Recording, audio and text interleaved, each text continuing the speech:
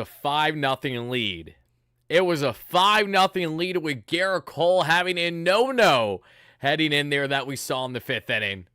Little did we know what was going to transpire for the remainder of this ball game. How's it going, baseball fans, Mets fans, Yankees fans, Dodgers fans, whoever you're a fan of? First chiming in live on our replay. It's your guy Wardy here, and we have ourselves a breaking news live show to get into. Not on the acquisition front for the Mets, but more so on the MLB-wide front, as the LA Dodgers have rallied all the way back to take down the New York Yankees in 5 games out of a best-of-7 series to secure their second World Series there in the past 5 years, their first actual World Series. No one here confidently and comfortably can say that that was the case there in the shortened 2020 campaign. But as I said, heading into the season, well before the Mets had expectations this year, or anything along those lines, let alone going all the way to 6 games against the Dodgers in the NLCS, I said to each and every one of you that the Dodgers are going to spend $1.2 billion in an offseason. They have to make sure they win it all in year one. And that's exactly what they did. Now, and key guys set to hit the market that the Mets will be actively involved in right away,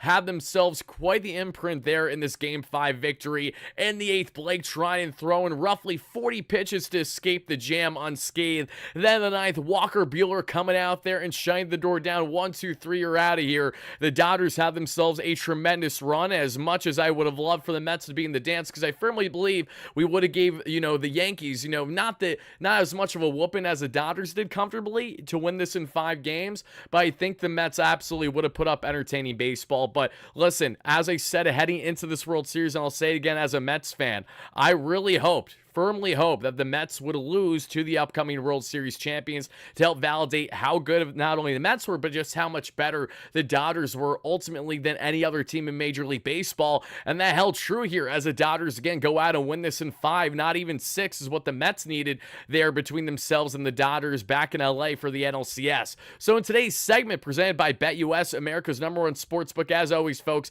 I'm going to get your comments, reactions, everything here in a second. And tonight's show, we're not only breaking down our initial reactions as Mets fans and baseball fans to the Dodgers winning it all this year, we're going to get into some fun Mets segments here as the offseason has officially begun. Beginning with our free agent stay or go segment, folks. We're going to go over the 10 Mets key free agents this offseason and if they should stay or leave Queens for the 2025 year and beyond. From there, we're going to hammer everything you need to know on Juan Soto, because I'm going to go on a limb and say that, yeah, Juan is probably going to walk as long as he gets the biggest bag elsewhere. And I understand the Yankees are going to do everything in their power to bring back Juan Soto, but Juan Soto saw everything that the Yankees could provide in year one, literally everything. I'm not exactly sure if that is still enough to sway him from trying to stay in-house versus getting the biggest paycheck from yours truly, Steve Cohen. We're going to talk a lot about the Soto pursuit and how this goes in hand with the Aaron Judge pursuit or lack thereof for the Mets 2 off seasons ago. Why is it so different now? We're going to highlight that to T here,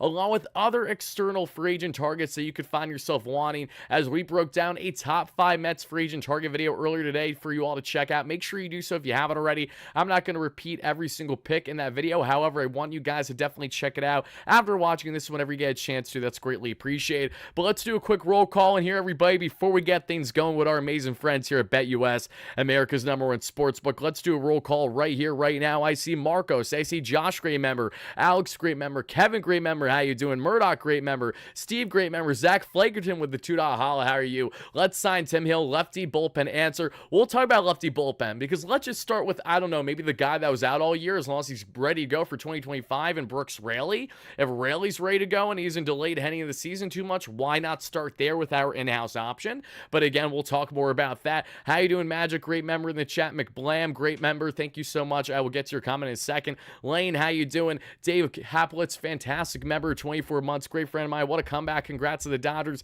Seriously, the Dodgers are losing 5-0 or being no hit heading into the 5th inning. For them to do everything that they did shows you just how superior of a team they were. And all I could think of is our good friend Patrick on the channel, those that know as Unhinged Pat. Pat is my co-host of the Bridging the Gap podcast that will be returning this offseason, especially with all the Soto talk going on. And Pat, was in attendance for this World Series game today, so I'm sure there's no one more down the dumps than him. I'll be having to FaceTime him as soon as we're done here, as I'm going to try to console my Yankee fan friend from jumping off a cliff. So let's see, going up the list here. Got Cameron, how you doing? Josh, great member, Mr. Nobody. We appreciate you all chiming in live on a replay. Smash a like and subscribe button, folks. If you guys enjoy consistent MLB, more so Mets, but MLB wide coverage like this every single day.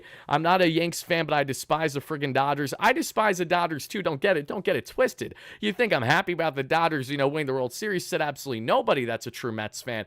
But the Dodgers winning is still far greater than having to deal with Yankees fans every single day for who knows how many years, acting like a big brother than they already do with the 27 rings. Add 28, and with the city, with how everything's going right now, my God, especially in an election year too, it would even be more bananas than typically. So yeah, I'm glad that's not happening, to say the least. I'm really happy that I will just have to deal with Dodger fans, in which I had a lot of good interactions with, honestly, throughout the NLCS. Some bad apples, but a lot of good overall. And, I appreciate their thoughts to a degree. And, Dodgers fans, listen, they can finally say that they won a genuine championship. Did it take buying everyone and them and their mother in order to do so? Yeah. Did it take literally everyone in order to do so? Yes, it did. It took every dollar amount. It took every deferred payment. It took everything and then some that you could possibly fathom.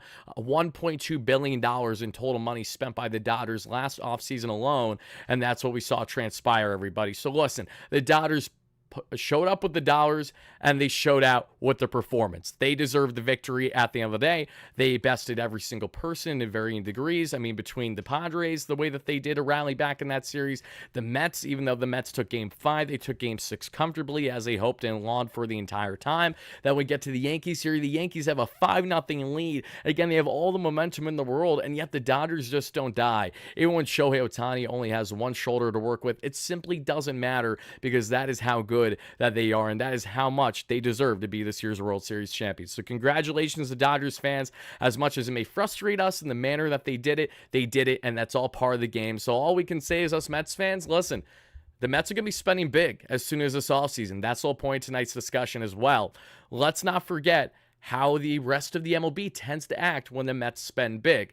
Let's see if that hypocrisy continues, where no one said anything in the media front negatively about what the Dodgers did with 1.2 this past year versus the Mets spending 80+ million total on guys and Justin Verlander and Max Scherzer, washed up veterans, mind you, and all the other moves that they made. This is absolutely a Mets team that I'm really fascinated to evaluate this offseason, how the perception is from the media with how much they spend. Should it lead to success, especially because the Dodgers just showed that, yes, we're going to be dealing with deferred payments. Yes, things are going to probably look really bad towards the end of things over the next decade with Shohei's deal, but you're going to worry about it then when you actually have to, not right now. And expect the Mets to worry about the now and then the future, then some, because thankfully they have an owner in Steve Cohen who can willingly eat a lot of dollars that most other owners in Major League Baseball simply can't. Let's see. Come on, Wardy, give it to us, Mets fans. Let's see. Can I have a big the Yankees lose? Absolutely. Let me just close my door real quick. Give me 1 second.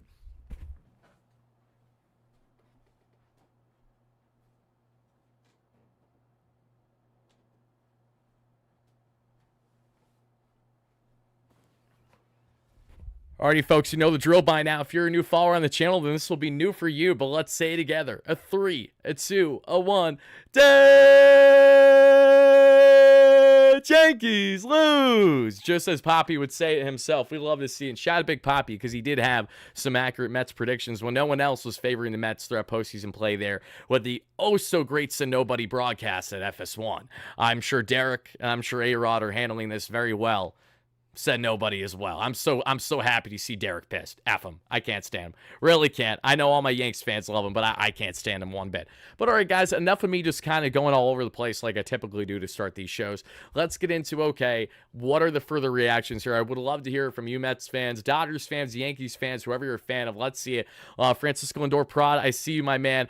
Pete Alonso Prod, sad that the season's over. I'm sad the season's over too, but I'm also happy because the season's been over for the Mets for over a week and a half now or so. so. So it's about time that we get a focus on things that we need to focus on, and that is what is ahead. The Mets have themselves a big offseason beginning right around 4 days from now or so, or when qualifying offers are going to begin. So again, we're going to have a short turnaround from teams being active with the decisions that they make for guys not only front office, managerial, but also their on-field product, because something that both Blake Treinen and Walker Buehler have in common, and what they did in the 8th and 9th innings, shutting the door down for the Dodgers, they had one thing in particular that stands out. There are 2 potential Mets targets this offseason as 2 pending free agents. Yes, I know when it comes to Treinen, he has health scares. He literally just basically threw out his arm by throwing 40 pitches there to have a dominant 8th inning to escape the jam the way he did. And Walker Buehler, we all know Walker Buehler, his stock has risen greatly in a short period of time with his postseason play. But those are 2 guys that you can expect the Mets to be very active on the market front for. Far more with Buehler than I think Treinen, just because Treinen is going to probably look for a high AAV deal. Not that the Mets can't do that, but Stearns has shown a lack of willingness to overspend on relievers unless it's really warranted. Let's see if that's the case with someone in Treinen this offseason, as we'll discuss him more in the near future. Don't you guys worry. Although I'm a Dodgers fan, says Aaron in the chat, I respect your team and hope you all the best. Thank you so much. I appreciate that. Yes, again, we're always going to take the Yankees losing more than anything. And again, I can confidently say as a Mets fan now, my Mets lost the World Series champions this year in the NLCS. I'm not going to complain. Are you going to complain? I don't think any rational fan should be complaining or should be pouting right now, but that's just my opinion.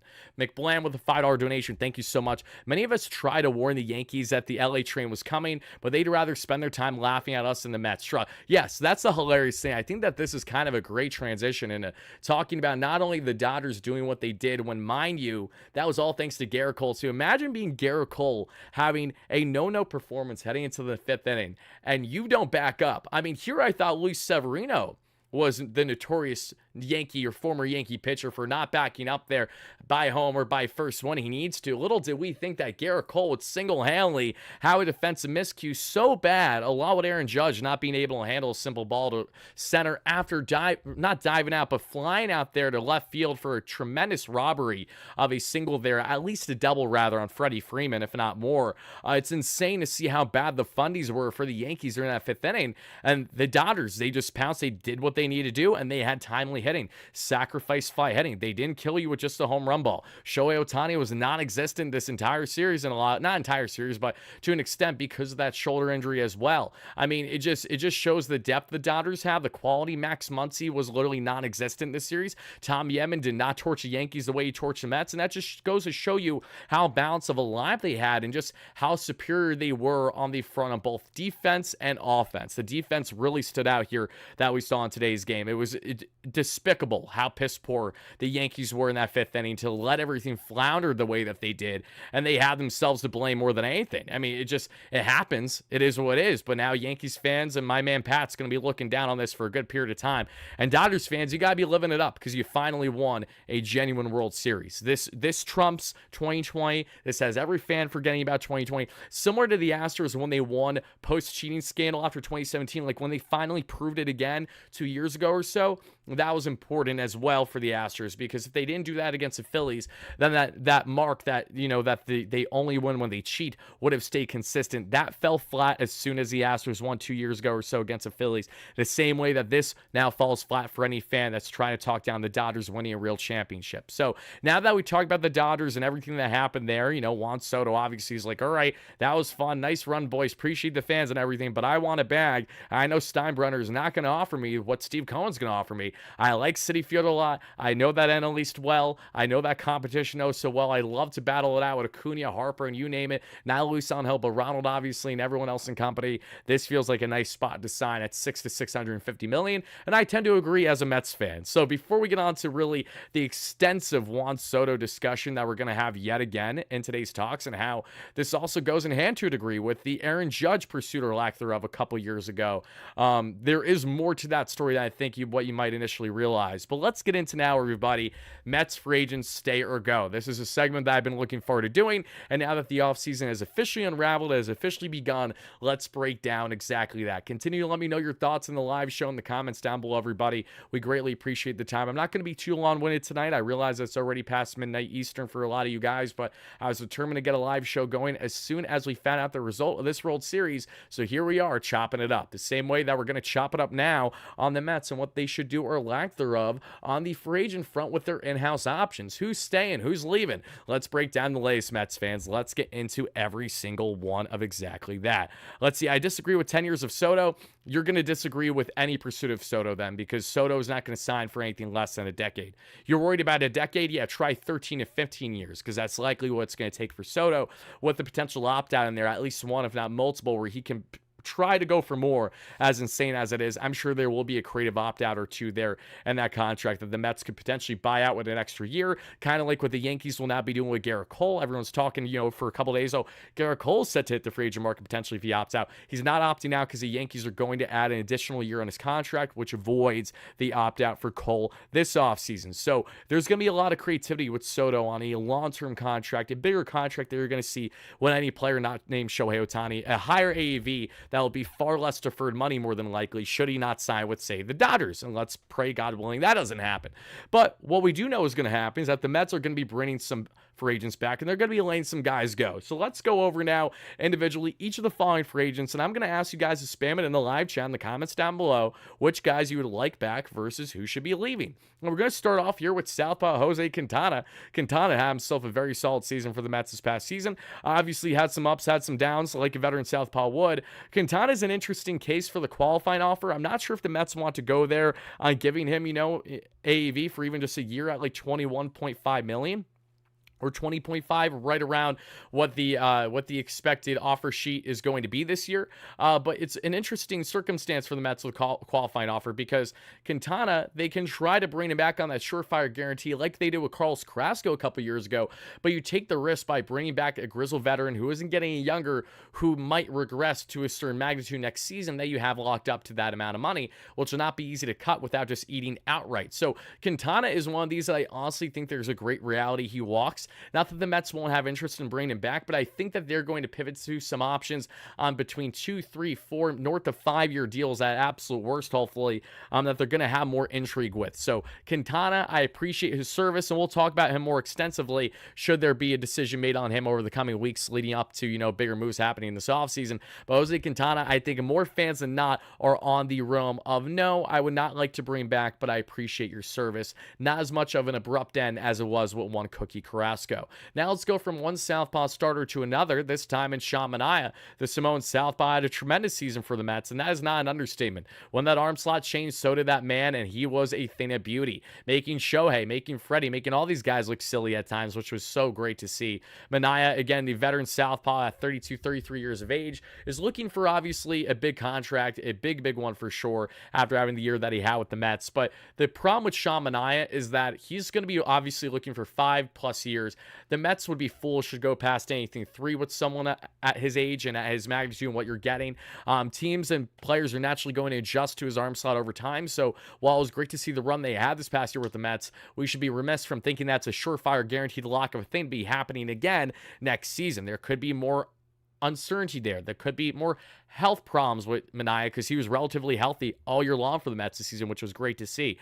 Sean, I'm all aboard bringing back. I think most Mets fans agree there, but it comes at a price. Now, I know Steve Cohen is more than willing to eat dead money, eat dead salary towards the end of a contract if he absolutely has to, but let's try to avoid that circumstance first. So Sean Manaea showed how much he loved being a Met, how much he wanted to stay here and be a part of things for 2024 and beyond. You could really tell that clubhouse personality is very important, and I think that's important for this Mets team to stay gelled as a core group that they currently have, headlined by Lindor and potentially Alonso should they be able to bring him back. We'll get to him soon, don't get it wrong, but Sean Manaea, absolutely a guy I would love to bring back, but hopefully more in the 3-year range, maybe with a 4th-year option. I think that could make sense, an incentivized option, like maybe a vested option, similar to like JV and others, where if he pitches a certain amount of innings, maybe gets this amount of strikeouts, if he finds himself in the realm of Cy Young voting, these kind of things, and this helps lock up a contract for the upcoming year, I think that makes sense. So at minimum, you're going to get 3 with Sean, with maximum 5, but the hope and goal is that 3 to 4-year range. I'm curious if you guys are in the same wavelength as me, or if you guys are different.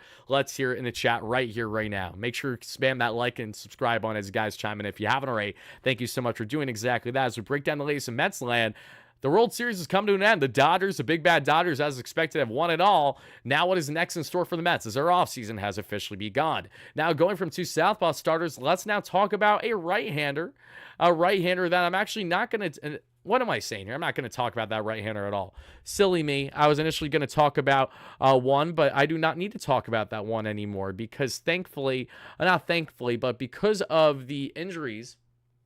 This is completely separate. But because of the injuries that Kodai Senga endured this year, he's not eligible to opt out of his contract after this next season when he otherwise could have been able to opt out if he hit a certain amount of innings. So the Mets pretty much have Kodai Senga locked down until the end of his deal now, which is great, especially AAV. Should Senga be able to stay healthy, that's awesome. So now we talked about Shamanaya. Let's get into one Ryan Stanek. Now, Ryan Stanek, what a tremendous get this was. I know I've been saying the word tremendous a lot. I'll shut up on that. Well, let's mix it up. What a nice get it was for the Mets. You know, a low-risk, high-reward move from the Seattle Mariners. Had an inflated ERA with pitching piss-poor baseball for the Mariners for the past month and a half. This is a problem that a lot of teams tend to have when they overspend at times for relievers in the offseason. Even Stanek, who wasn't on a terrible contract, coming off of some great years in Houston with 2 career postseason ERA, great numbers there, but he's just a guy that did not transition well, even in a pitcher's park there in Seattle. Sometimes it just doesn't work. It didn't work, and the Mariners made a change, and they pretty much dumped him to the Mets, and we took him greatly. Stanek, a flamethrower right-hander that has moxie on the mound, that is absolutely what you want postseason play. He was one of our best and most high leverage relievers that we had there, and a very depleted bullpen there against the Dodgers in the NLCS. So yeah, Ryan Stanek, we all want back. You have to bring him back because he showed his willingness and ability to be able to pitch in this market too. We all know he's a big game pitcher because he showed that with the Astros with their great runs past couple years, winning the World Series with them 2+ years ago or so. Now you see what Stanek did on the big stage in New York for the Mets. That's awesome. So bring back Ryan Stanek. You already have the familiarity. As long as he's not looking for an absurd bag where it's just such an overpay to bring him back, you got to do it. Because even though that relievers are fickle, I think that there's a relationship that's lasting here where both sides could see a reunion happening. Because I think this goes for most Mets free agents. This is not much of a selling job as it's been in previous years as a fan like myself trying to explain how the Mets really got to do a lot, put a lot of effort to try to land certain guys because there isn't a lot of things appealing about the Mets. Well, any active free agent that is just now a free agent leaving the Mets organization, more often than not, unless it's a limited role in a Harrison Bader situation where I could see Harrison not coming back, obviously, these are guys that want to be here. These are guys that want to run it back. It's not as much about, oh, we got to overpay big just to get them to come here. No, it's about guys that want to be here now. And yes, Juan Soto is going to take the biggest bag for sure, but outside him, there's a lot of guys that want to be New York Mets. And that's something that we're going to notice more this offseason than any offseason prior under Steve Cohen, because you will see that the Mets will not need to drastically overspend for each and every guy out there in order to get what they want. Even with bidding wars, they're going to get some guys on some somewhat friendly contracts only because they know that the Mets are finally building a winning and sustainably winning culture. So that's exciting. So Ryan Stanek, bring him back. Another guy that I think, again, you can have your eyes closed and, not focus on the offseason at all and say if there's one man that needs to come back to the Mets on the offensive end, it has to be the Wink Show himself and Jesse Winker. Jesse Winker, you guys know how I feel about Jesse Winker. I'm not going to go on that tangent. It's games 3 and 4 now in the lineup still live rent-free in my head and will offseason long. That's neither here nor there. But what is here is that Jesse Winker proved everything that you could possibly want in a trade deadline acquisition. Without question, the best offensive trade deadline acquisition since Yoenis Cespedes 9 years ago, not named Javi Baez, because Javi was very good in his short stint here. But what Jesse did not only in the regular season in his platoon splits facing right-handed pitching as a DH/corner outfielder and right,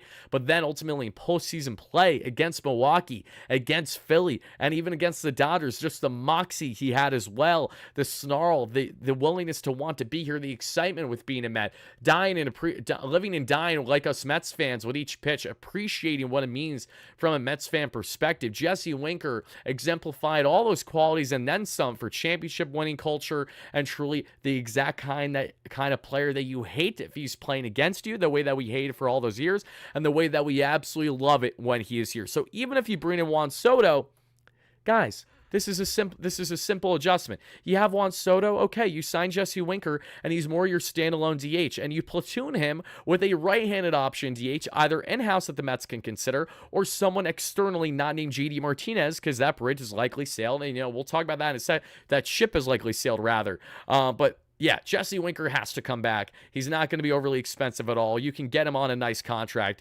that's a guy that feels inevitable that he needs to come back. And the only reason why Jesse Winker doesn't come back is that there simply isn't a roster fit somehow. Because the Mets landed Soto, they brought back Alonso, and they did a couple other offensive moves that maybe kind of stood out a bit. Let's see, Wardy, you savage with the title. I mean, it is what it is. It's just how, listen, that's another thing too. I know it's going to piss off Yankee fans, but I also just don't care. I purposely obviously had Juan Soto in the title, to let the pursuit officially begin for Soto, because listen, that may very well be the last time that Juan Soto is ever in a New York Yankee uniform. Doesn't that sound awesome? It sounds awesome to me. I think it sounds awesome to most of you Mets fans. That's a great possibility, and we're going to expand on that plenty here in a couple minutes. But before we do, let's now talk about Polar Bear Pete Alonso, folks. I love Pete. You love Pete. We all saw how god-awful he was in high leverage, 2-out, runners to scoring position situations in the that we saw in the regular season. Then we saw there in the postseason how much of a difference maker he was with the home run against the Brewers, 3 consecutive games on the opposite field home run in postseason play, 4 total with that dead center bomb off of that bum Jack Flaherty, who still somehow, some way found himself a World Series champion, because Jack Flaherty might have not showed up, but that's okay, because everyone else for the Dodgers certainly did their part in this one, especially in the latter half of that bullpen with Treinen and Buehler. They deserve it plenty. But Alonso, he's one of those guys where he turned down the contract extension, 160, while buying out his final year of his contract. So it's really 130, 135 million deal is what the Mets offered, which is understandable as to why he denied it then, back at the trade deadline with Billy Epler a year and a half ago. But Alonso leaves you as a Mets fan in a certain predicament, which is the following. He had very underwhelming regular season numbers, the worst regular season of his career by all accounts, excluding the 2020 shortened season. But he also stepped up when the Mets' backs were against the wall most in postseason play, and more valuable, more important moments in the regular season, Alonso was there and then some. So, yes, it was frustrating to watch Alonso not be able to handle expectations in a contract year, but on the other, the way that he went about the postseason, and knowing damn well that as soon as he signs that contract, Alonso's going to go back to his loosey-goosey self, not so much pressing. Again, Alonso's first ever contract year directly went in hand with the underwhelming numbers and those high leverage runners to scoring position situations. So I think for Pete, the writing's on the wall for him to return to the Mets. It's just more so on the Mets' willingness to want to get Pete what he's looking for versus kind of meeting the middle. Alonso's going to want north of 200 plus million, and the Mets are not going to want to sniff anything probably past 160, 175 range. And I know that this isn't too much money for them to necessarily be stubborn on, but it's the principle as well. It's about understanding the market. Do you want Pete Alonso to rewrite the market as a first baseman, even as the great slugger that he is? Do you really want to be the team to do that? Whereas Freddie Freeman has been looking like a bargain of a contract since it was signed with LA. And, how can you justify giving anyone higher AAV than Freddie Freeman, let alone significant AAV over Freddie Freeman? So for Alonso, I think a perfect deal would be obviously in that 5-year range. That 5-6-year range would be great, because sluggers tend to do well as they get, into their 30s, mid to late 30s. As long as they're staying healthy, I have full confidence in Alonso raking baseballs for days up until he's 40 or so. Same way I feel about Juan Soto, which is why we're going to have a deep Juan Soto discussion shortly. But Alonso is one of these guys where it's going to come down to how much does he want to be here as well. There's been rumblings as to, does Alonso really want to be part of this market anymore? Is the media too much for him? Understandably so. Does he not want to be dealing with that noise constantly as much as he does every single year in Mets land when it's been so doom and gloom more often than not? These are fair questions that a veteran Alonso has been pondering, I'm sure, for quite a period of time, and what's best for him and his family. So I think both things are true. The Mets would love him to come back. I think Alonso would like to return, but I think that there's going to be a hard line in the sand on what the Mets are willing to do, especially with their pursuit of Juan Soto. So hopefully Pete comes back, but not a surefire guarantee. That's going to be a fluid situation that'll be following all season long.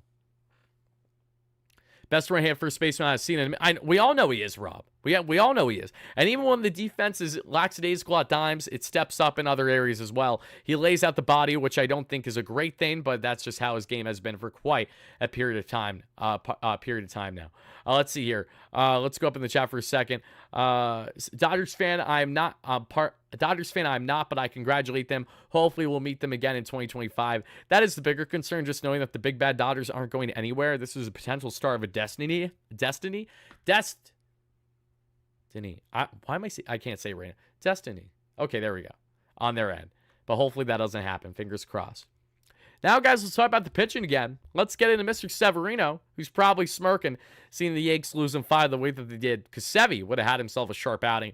And you know what? I'm not going to say Sevy would have backed up, because he probably wouldn't have like Cole did.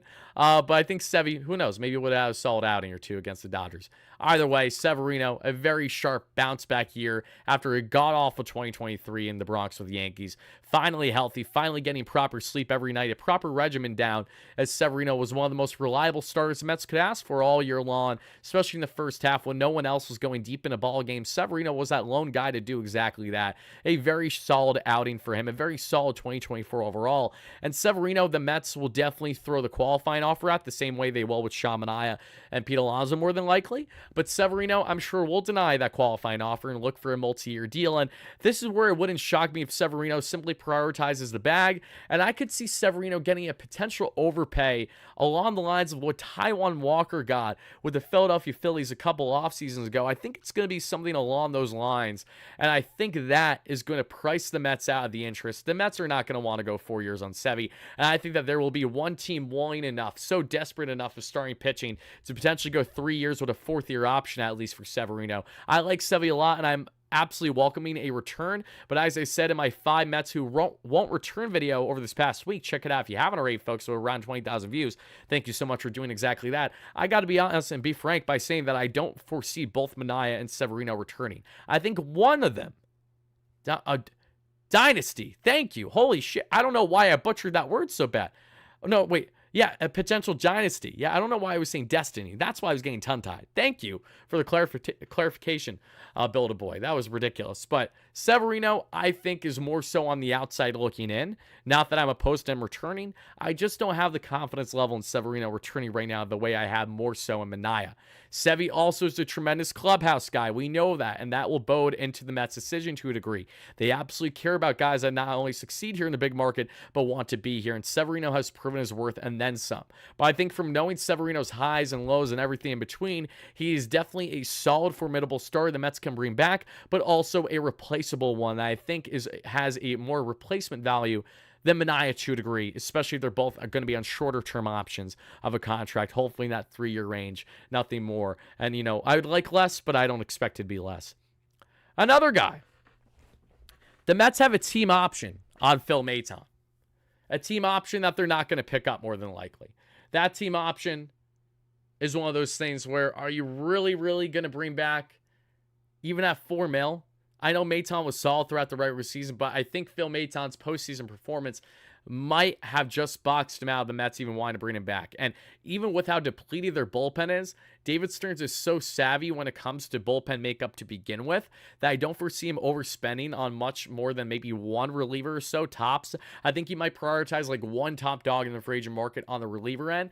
And then the rest will be all guys you probably don't know all that well. They're coming off of down years or, you know, or just guys that will surprise you because how the Mets pitching lab works.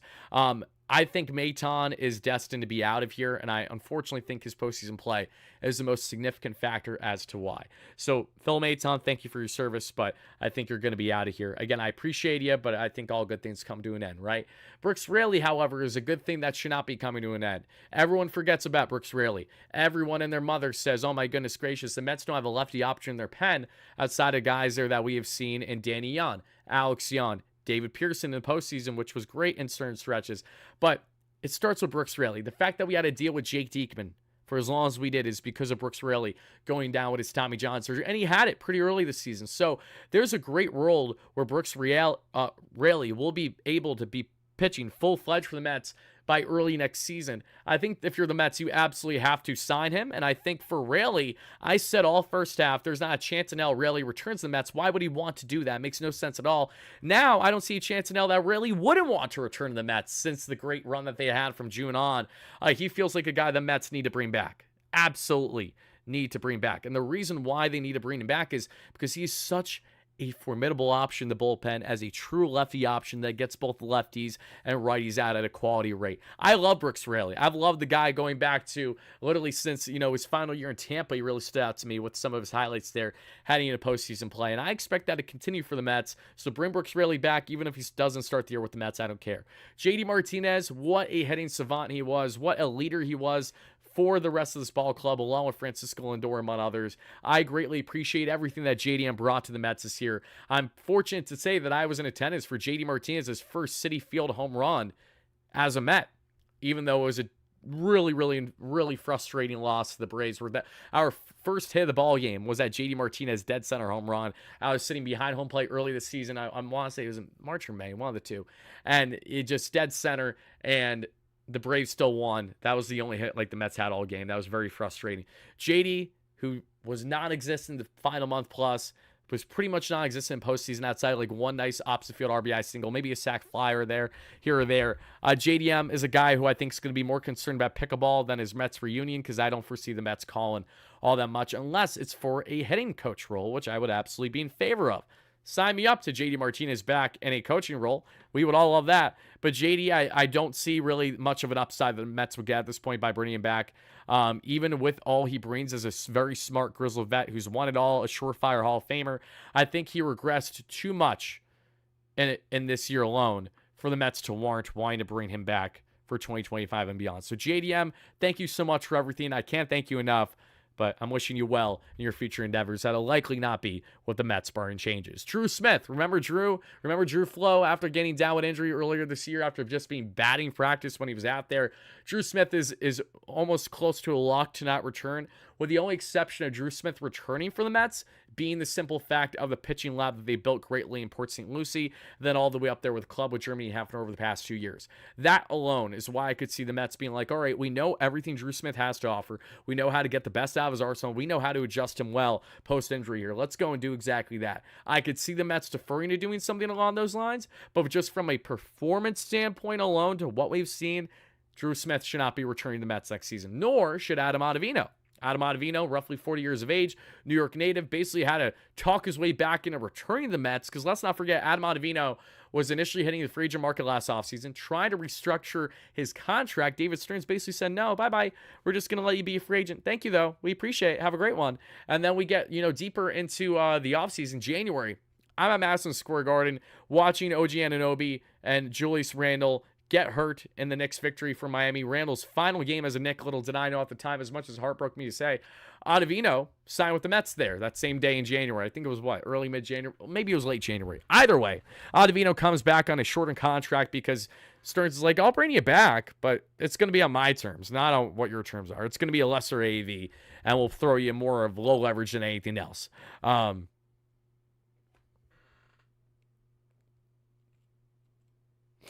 Let's see here. I got a bunch of donations I'm going to get to shortly, guys. Thank you so much for that.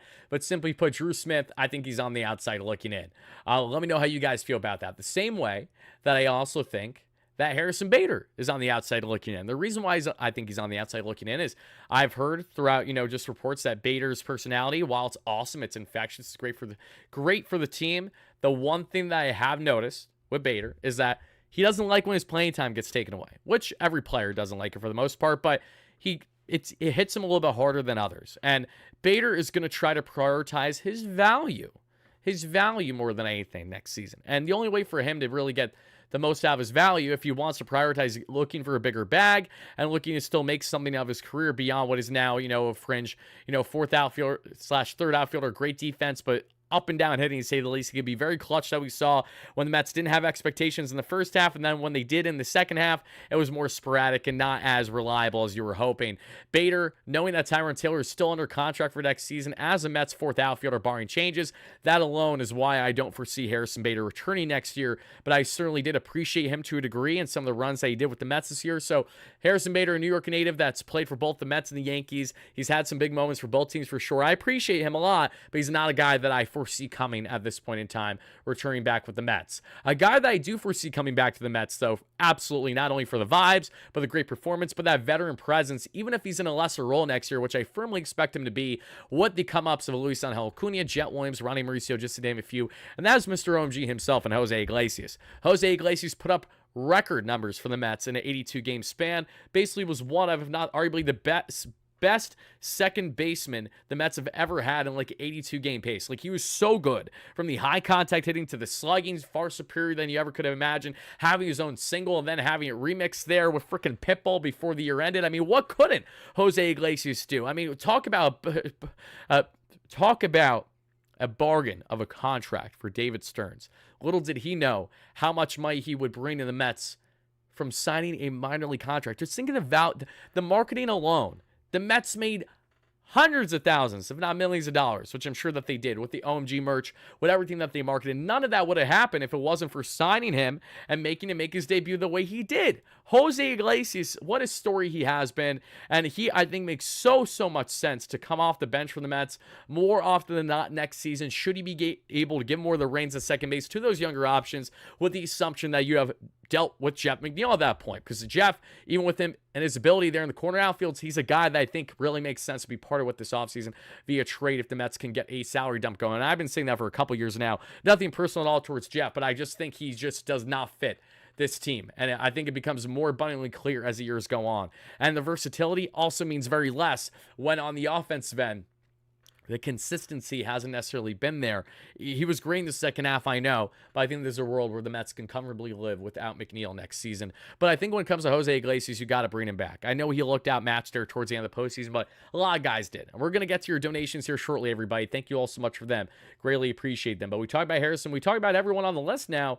I don't believe I missed anybody. So that is the 10 Mets free agents or so, if not more than 10, that are going to be active free agents this offseason. Plenty I would like back. Some I certainly wouldn't like back. And what we just finished a discussion with Harrison Bader, Drew Smith, Adam Ottavino, JD Martinez, are all guys that I got to be honest, I'm all for not bringing back. So that's how I feel about those players. Everybody, let me know in the comments and the replay viewers down below how you feel before we continue forward. And thank you guys so much for making sure to smash that like and subscribe on your way in. It's always greatly appreciated. Let me get to your donations. But before I get to your donos, before I get to anything else that you guys got for me, let's hear a quick word from our amazing sponsor here on the platform. That is going to be our great friends here at BetUS. Because if you guys don't know BetUS has you covered for all your sports betting needs. And if you guys go out and just check out BetUS today by using Wardy's promo code YouTube150, that way you too get a 150% bonus on your first deposit, $125 on your second, and your third, up to $2,000 for all your sports betting needs. Then you guys will get in on my nightly picks as I hammered the Knicks money line straight -120 over the Miami Heat, and we came out winning. So for a total 110 after playing 60 down to 150. And I did cover the Knicks tonight as well, everybody. As you guys might know, I will be doing a weekly Knicks coverage on the Knicks Media YouTube channel, so check that out separately in a second. But BetUS, folks, for all your sports betting needs, make sure to tail our picks like this one here. Hopefully you Knicks fans certainly hammered that bias bet tonight, and check them out at betus.com.pa once more, as we'll be riding with them all off season long. But guys, I did also want to tell you real briefly on the Knicks stuff here for a second, because as you guys can see here, look at this schmuck to the left. I know that I don't have this proportion exactly how it should be, and that's fine. You guys can see right here on Knicks Media, Knicks versus Heat postgame. I will be giving you guys postgame coverage either pre-recorded or live after every other Knicks game on average, as my man Richie, who's the host of this Knicks Media YouTube channel, will be covering all the other halves. We'll be doing a weekly segment together in the near future this season as well. So for my basketball fans out there that would like to hear Wardy's thoughts on the New York Knicks, make sure to check out Knicks Media today. And thank you guys so much for doing exactly that. Now let's get back into talking about this and the latest on Juan Soto, because this is a discussion that's going to be lengthy. When I say lengthy, we're going to probably spend, I'm sure, north of the next 10 minutes or so on Juan Soto, and then we'll go from there. But the reason why Juan Soto is such a lengthy discussion is for endless reasons, right? It goes all the way back to him being a free agent and the Mets having heavy interest in him then. And I'm going to get to your guys' donations in a second, but to really just kind of warm up the Juan Soto discussion here, to any Yankee fan that's ever felt like Juan Soto is a surefire guarantee to return, man, do I have a bridge to sell you. Holy shit, I got a lot of bridges to sell you. You guys are as delusional as you were to think that you had any chance at best of Dodgers beyond 5 games. What, you thought a 5-0 lead was going to do anything?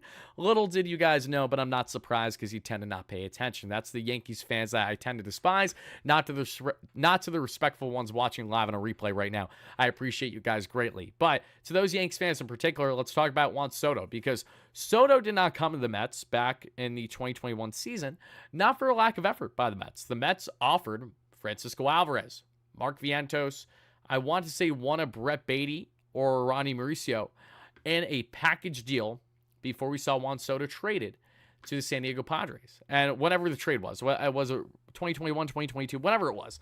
Regardless, Soto, after denying a $440 million extension, 3 years ago, he did this, guys. 3 years ago, as a kid, he did this. My God.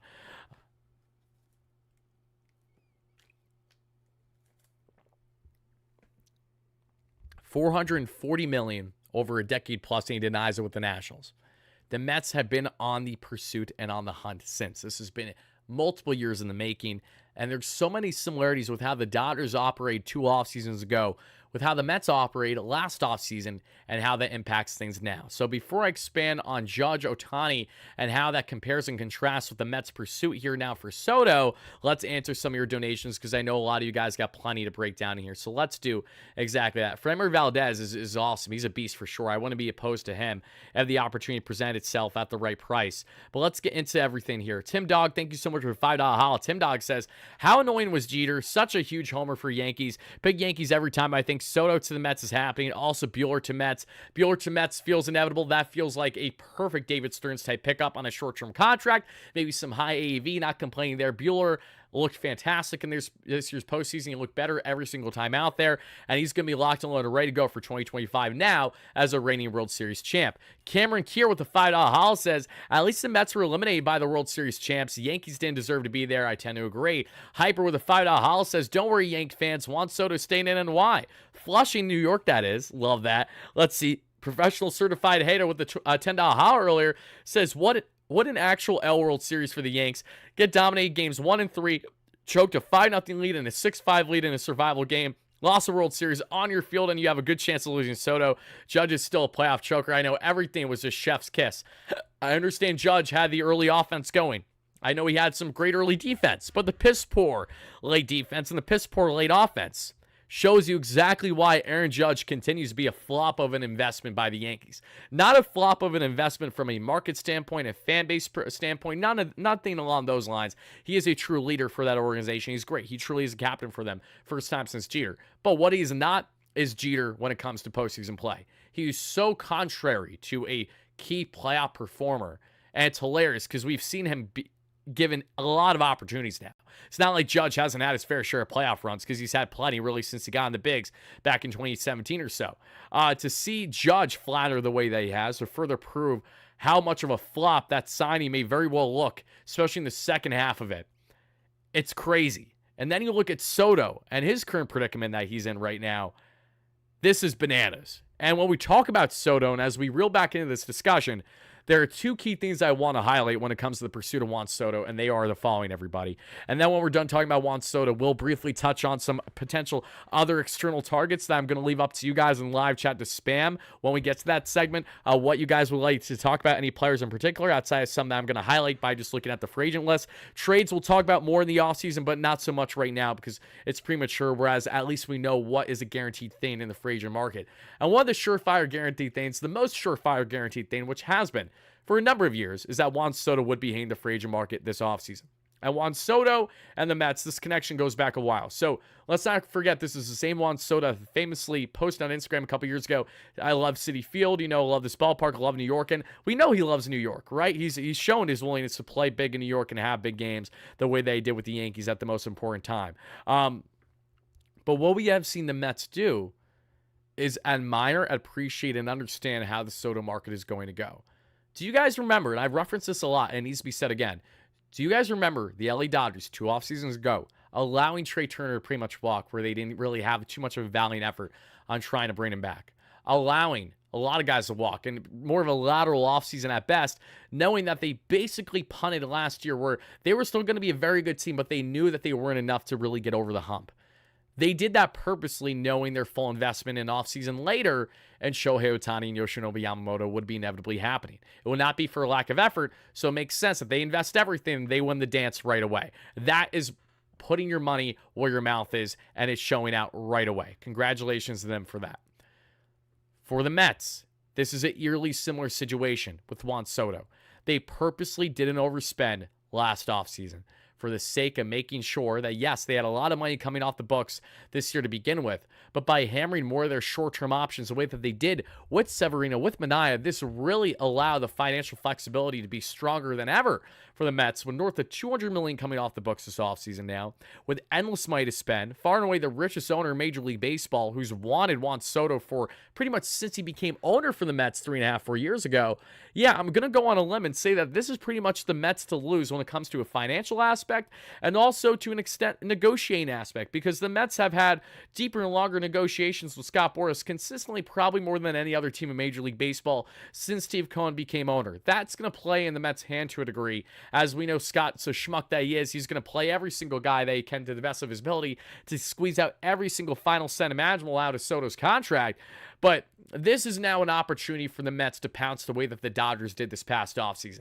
This is why the Mets waited, because they knew there was no reason to invest long-term investment into mid-options when you can invest long-term in a surefire guaranteed, a surefire future Hall of Famer, and Mr. Juan Soto. I mean, guys, look at the numbers with me. They're stupidly good. They're disgustingly good. Juan Soto, 157 regular season games this year, 41 home runs, 109 RBIs. This excludes the tremendous playoff heroics they had as well. A 288 average, a 419 on base, a 569 slug, a well over 1,000, 1,000 OPS plus or so. We're looking at a 180 WRC plus, which is 80% better than the average batter in baseball. Listen, I know that David Stearns is tremendous on building rosters and tremendous on building ones when they're not even spending all that much. But when you look at a guaranteed option, when you look at someone that could not only make the Mets a top dog in the NL East potentially consistently, but to make the Mets going toe-to-toe a real weapon against the Dodgers, this is how you do that. In order to avoid a potential Dodgers dynasty if you're the Mets, you have to put your money where your mouth is the same way that they did. And you have to go out and show out with guys that you know are deserving of big paydays and long-term investment. Just like Yoshinobu Yamamoto last offseason. This is a Soto that's in the prime of his career at 25, 26 years of age, newly turned 26. 2 World Series appearances, 1 World Series win, 1 deflating loss in the Bronx, which he will probably never step foot on that field again as an active Yankee, and I'll already go out and say that. Juan Soto is destined for greatness, but he's destined for the bag because he knows what it takes to win. And he also sees that if he joins the Mets specifically, that could be the best way to go toe-to-toe with the Dodgers, better than any chance he had there with the Yankees, if he cares about winning to that degree still. If it's just the money, then that still helps the Mets. Could the Dodgers go out and heavily pursue Soto? Yes. Do I think the Dodgers will go out and pursue Soto to a strong degree? I do. But unless we get so effed up the you-know-what, and you guys know what I'm saying, where Soto accepts more deferments like Ohtani to make a massive contract happen so they be a dynasty team and they never lose and to ruin the game of baseball and become the new Warriors of the MLB, if you will, which no one would be happy about. I really firmly believe that Soto is destined to come back to the NL, and it just feels like it's going to be in the NL East, with it potentially even being not the Mets, but you just got to pray it's the Mets, obviously. This just feels like the writing on the wall. It's felt that way for a while, but how everything concluded this year makes it all that much better. And now let's talk about the factor that I've reiterated recently on the channel. I'll say it again, in case you guys haven't heard.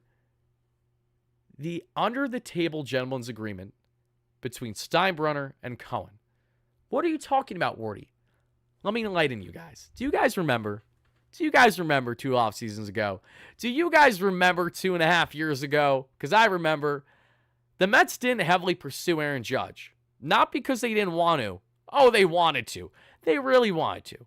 The reason why the Mets didn't bother to get in a sticky bidding war with the Yankees for Aaron Judge goes in hand with the initial acceptance of Steve Cohen as owner, needing confirmation from a certain amount of owners. So, kind of a sweetener, if you will, that I'm sure went in hand with their positive interaction from Steinbrenner Cohen, is that the Mets would kind of lay off of Judge, knowing that Judge was going to be a free agent a year or two into Cohen's ownership, and that needed to stay put. That needed to be separate. There was a gentleman's agreement in place, basically, to make sure that the Mets wouldn't be going scorched earth for Aaron.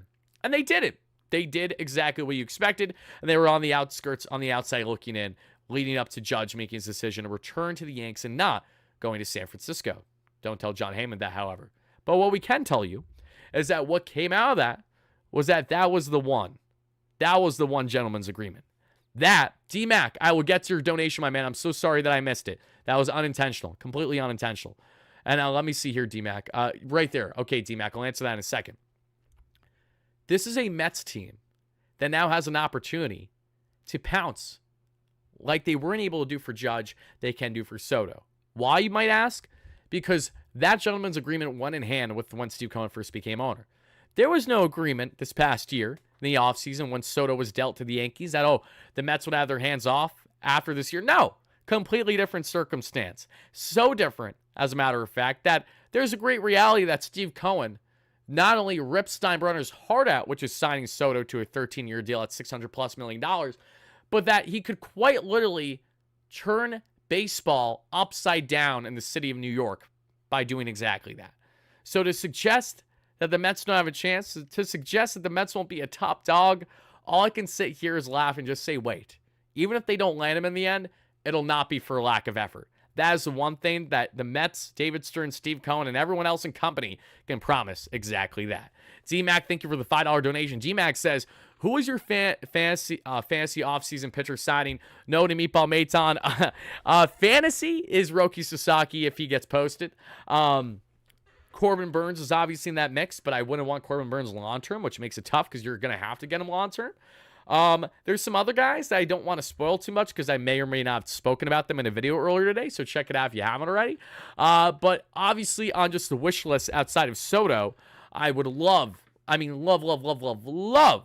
the Mets found themselves somehow, some way landing, like, even though it doesn't make endless sense, like Anthony Santander, like to split him with Winker, platoon. Oh my God, are you kidding? That'd be disgusting.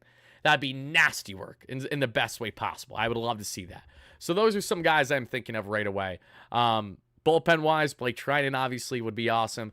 There's some higher leverage relievers I don't think the Mets are going to land just because they'll be too costly when it isn't worth it. Dodgers, let's see. Thank you for all the tremendous Dodgers. Of course, Marcos, and I appreciate your support too. Again, you guys beat us fair and square the same way that you beat the Yankees fair and square. You spent a lot of money and it paid off.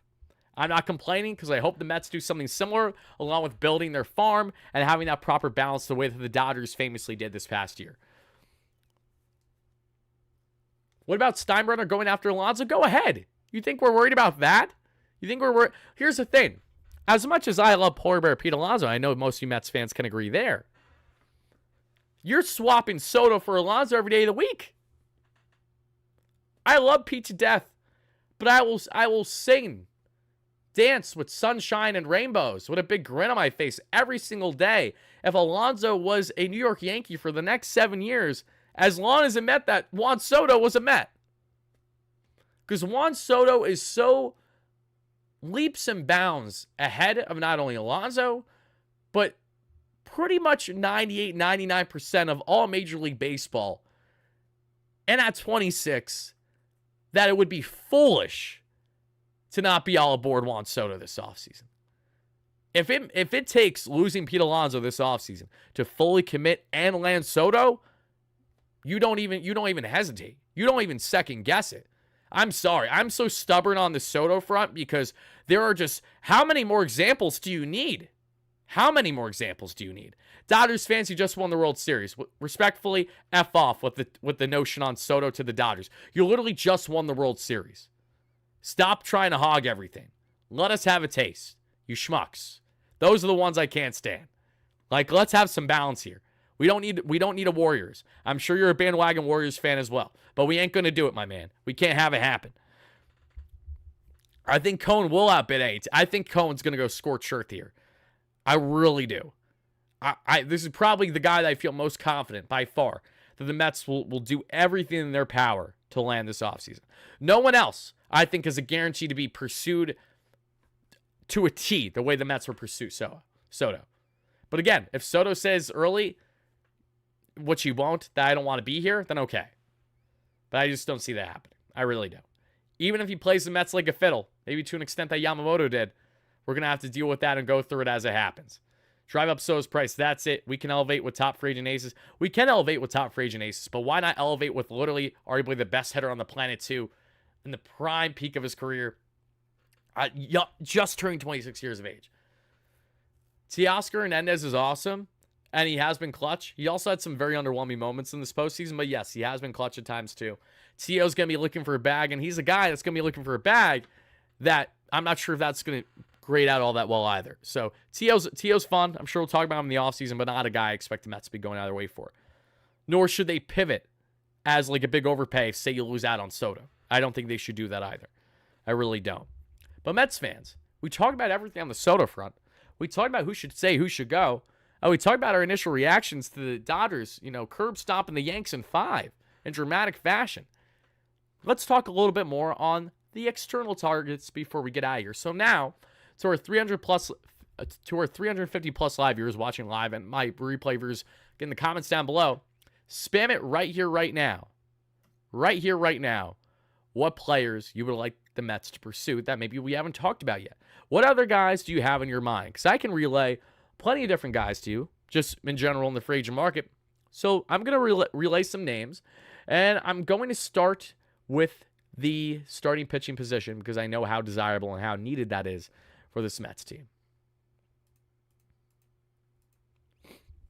Kirby Yates is a good one. So Yates is one of those where I don't know how much interest Stearns has in signing a grizzled vet of a reliever like that. Should he be looking for a big overpay after the big year he had, which will not be worth that at all? He'll probably come back down to reality a decent bit next season.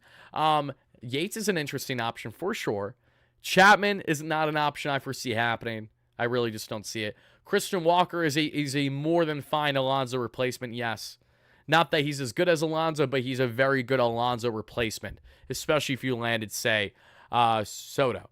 Crochet is not a free agent, so I'm not going to harp on him much. But yes, I would love Garrett Crochet. He's a big free agent. He's a big trade target, of course. Max Fried. Fried is not going to... two things on Fried that I've felt very confident about for a year and a half. So I'm not wavering from that thought process until otherwise. Do I think McNeil will be trade bait? Yes. I think the Mets will try to dump his contract.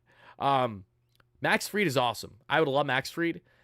And while it's obviously always a possibility, I feel very strongly at this point in time in saying that, one, I don't see Max Fried going back to the Braves. Braves don't like to usually overspend on pitching, let alone anyone for that matter. Especially if they don't take a discount and then obviously invest at least $1 million to the Braves Foundation. If you know, you know. But I think Max Fried's going out west. He's an out west guy. He's from there initially. I think he's either going to go back, or he was originally supposed to start with the San Diego Padres or the LA Dodgers. I firmly believe. Or even the Giants. Even the Giants potentially on an overpay, because who the hell knows. I think Max Fried is destined for the NL West. That's how I feel about Max Fried. Walker Buehler, I think, is destined to be a New York Met, or he's going to be overpaid big time, where the Mets will not be interested. And we'll see how that goes then for a team that's on the cusp of contending. Not there yet, but maybe on the cusp. That are looking for a veteran that can kind of help fortify and frontline their rotation. I think Buehler would be awesome. I think you should ink Buehler on a 2-year deal. I think that's what you do with Walker Buehler. I think that makes so much sense. So much sense. Not only with how much he progressed throughout the postseason, but just how he profiles. You know what I mean? Like, especially after winning the championship with the Dodgers, that's endless information that the Mets would be prying as well. So those are more things you have to bear in mind. It's not just the player, it's everything that comes with the player. Jack Flaherty, no thank you. I haven't been a Jack Flaherty fan like ever, and that really doesn't waver. Especially after today, it doesn't waver. No thanks on Jack Flaherty. I don't think the Mets are going there. There's been all this talk about Brent Rooker. I'm not going to lie. It's kind of annoying me. Only because it's not happening. Like, that's one that is, like, so not happening. The last thing the Mets are going to do is trade for a DH in Brent Rooker's case. Unless it's a complete fleece job that the A's are so willing to help the Mets out with. Maybe. I mean, we do have that relationship with Paul Blackburn trading away Tyler Stewart, which was a nothing prospect on the pitching end. But we'll see. The Mets have had success with the A's in trades in recent years. They haven't been foreign to them between Bassett, between Canna, and now most recently Blackburn. It's not impossible, but I don't think the Mets are going to trade for a bat like that at all. I don't think they're going to give up the assets nor try to. I think you go after Soto heavily, you bring back Winker, and you call it a day. And then if you could bring in a righty option too, awesome. Obviously, hoping you can bring back Alonso too. But yeah, Kikuchi's a free agent, and I like Yusei Kikuchi a lot. This is the first year I've liked Yusei Kikuchi. I'm usually not a Yusei Kikuchi fan, but he really, really found-tuned his game throughout the course of the year. And when he got traded in that what felt like a fleece job for Toronto initially on the value, and that could still end up holding true should Yusei not return to Houston. But Kikuchi was very good for Houston down the stretch heading into postseason play. He's such a crafty southpaw that I think would do wonders in this pitching lab. Kikuchi's a guy that falters greatly pre-Steve Cohen Mets under the Wilpons with no analytics group, no pitching lab. I think he gets cooked. But with the analytics group, with the pitching lab, and with Germany Hefner, I think Yusei Kikuchi is actually one of the best starting pitching options for the Mets to consider this offseason. Billy Dottie, thank you for the $5 holla, says, the Yankees losing brings a ton of joy. Of course it does. And your early offseason, honest to God question, does Soto re-sign with the... I don't think Soto re-signs with the... I don't think that's a lock at all. And there's bias that goes in hand with that, but I've really never felt that way. I think Cohen. I think the way the Dodgers won last offseason, I think Cohen wins it this year. I really think he does it all for Soto. I'm also talking into existence. Yimi Garcia would be an interesting reliever option. It wouldn't be as costly, so I think that in itself could make him more interesting. Something that you guys got to notice with the relief options that you're going to see David Stearns do this offseason, you're going to see a trend of soft tossers that have a lot of horizontal or vertical movement on some of their breaking pitches. You're going to have some guys that are throwing absolute gas but just don't have the best control of the zone. You're going to see some kind of reclamation projects, but guys that we know, if they're in a pitching lab and just kind of fine-tune their game a little bit, their arsenal, they can be really, really effective. And that's where you're being cost efficient, where you're not spending overly the bullpen, because we've seen how much it's fallen flat on the face for pretty much every team that's invested heavily in their bullpen in recent years. Financially, outside of the Diaz contract, for example, it's failed miserably. It has not won well. We saw how Hector Neris did with the Chicago Cubs. We saw Phil Maton started with the Rays. We saw how Stanek started with the Mariners. All key relievers last year from the Astros after deep runs, and all of them had underwhelming years. Color me shocked. It's almost like relievers are fickle. David Stearns knows that better than most, which is why I expect the Mets to go after more interesting, creative options on the reliever front than they will more surefire, big-name guys. Kyle Tucker, I effing love Kyle Tucker. I can't begin to tell you guys how much I like Kyle Tucker. Kyle Tucker is actually one of my favorite outfielders in all of Major League Baseball. But Kyle Tucker is not an active free agent. That's the problem with Kyle Tucker. As much as I would love Kyle Tucker, he's a guy you're going to have to trade for. Now, is Kyle a guy you trade for if it makes sense? Yes, it is. And if the Astros are interested, if they're willing, Kyle Tucker would be a tremendous... Kyle Tucker is the kind of pivot you do if you lose out on Soto that just makes all the sense in the world. All the sense in the world. Playoff home run heroics, just World Series champ, everything that you could want, still in his prime. Yeah, sign me the hell up with Kyle Tucker. Not a free agent target, but absolutely one I would be for 1,000%. Burns, Bueller, Fried, all guys that we would love to see in Queens. I wanted Shota Imanaga, dude. I was literally probably the most outspoken Mets fan for Shota Imanaga last offseason. And Shota had a tremendous first year in the bigs with the Chicago Cubs. It's almost like we saw that coming. I don't know why the Mets didn't prioritize. I think the Mets just had too much last offseason going on trying not to overspend and play things smart. Okay, guys. Hold on, guys. Hold on. Hold on, everybody. Something I want to show you real quick.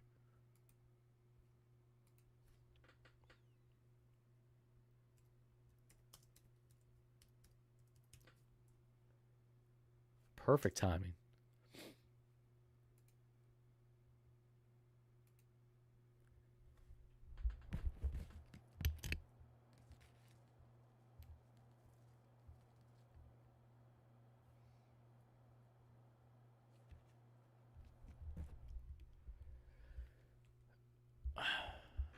Listen to this, everybody. Listen up.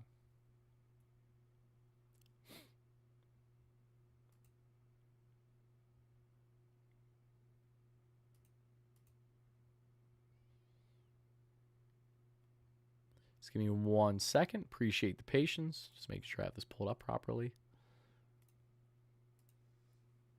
Here we go.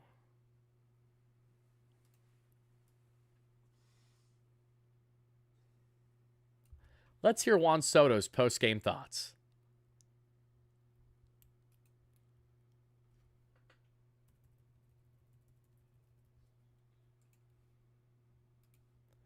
Okay.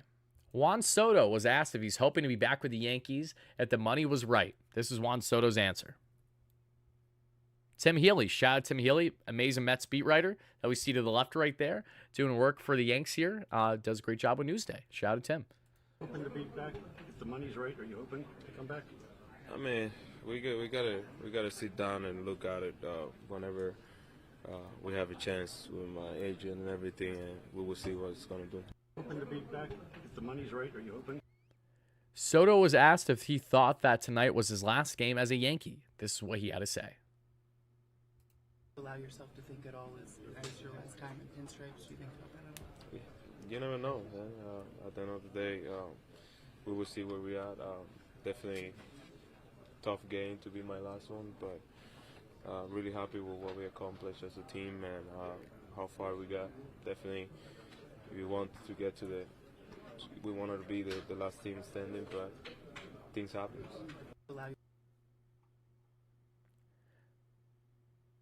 Juan Soto was asked if he's hoping to be back with... Oh, wait, I answered that already. I talked about that already. My bad. Juan Soto on free agency. What emotions come to mind now that you are going to free agency?